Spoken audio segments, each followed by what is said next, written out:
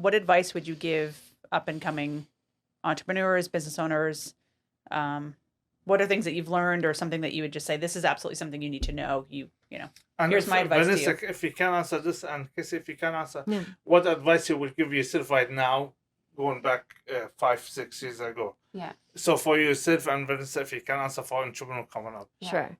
I would say, like, hindsight is no sight, in the sense that, like, you never, like, as you continue to grow a business, like, right, like, you don't know what you're doing, really. You have to pay taxes. You have to pay permit fees. Mm-hmm. You have no idea that the state of Massachusetts might reach out to you. Oh, sorry. Like, you kind of, like, I'm learning. Like, this is what I did. Or, like, we had a walk-in freezer that, like, doesn't fit pallets. Like, we're going to be sending pallets to Or distributors. like a loading like, dock that's too high. Like a loading dock that, like, Yeah. no truck will come to. They Google map it and they're like, sorry, like, good luck. Like, but you can't get hard. Like, you can't, like, knock yourself down for these things. Like, I should have known this. Or, like, no, actually, you probably would have never known. And I always say that to myself now. And it's, like, it makes it more, like, light and fun as it continues, because you kind of have to, you really do have to start laughing it off, because you're like, Casey, 3 years ago, would you have known that? No. So it's fine. Until you experience it. Right, You until probably you never would have experience it, known you have no idea.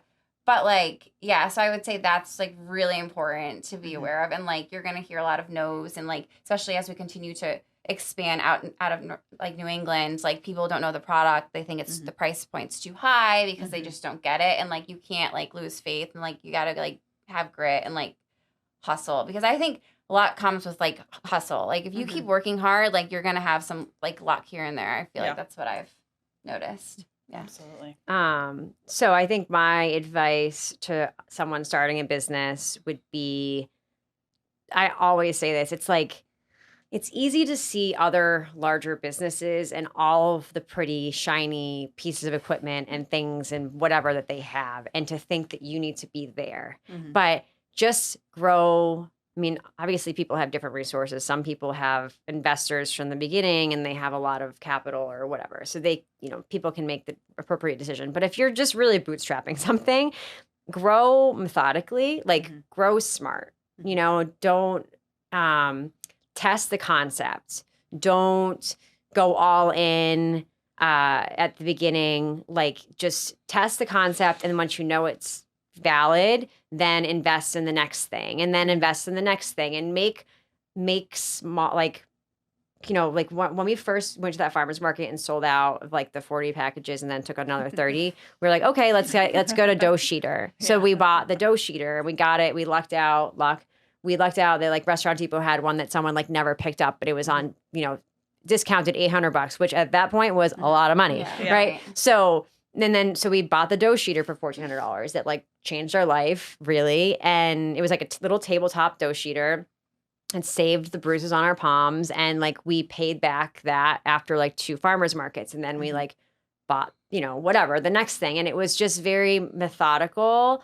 So I just think a lot of times I talk to people and they're like, okay, well, we're going to do, like, X, Y, and Z and all these things. Like, I'm like, well, did you, like, just test and make sure first, and, like, be smart. And the other thing I would say is, like, kind of tying in what she said, you're going to make mistakes. Just try to make them not very expensive mistakes. I guess, like, there's going to be things, we have, like, this cooker that's, like, continuous sitting cooker in our kitchen, and it, like, tunnel it's boiler $15,000 off an auction. And I just look at it, I'm like, it's on other auctions now, no one wants it. And I'm like, well, I didn't know. Like, there's $15,000, which is, like, relative is probably, like, not that expensive a mistake, or, like, we bought a piece of equipment that didn't really work and we sued the manufacturer. Okay, me being optimist thought that, like, the legal system worked, which it doesn't.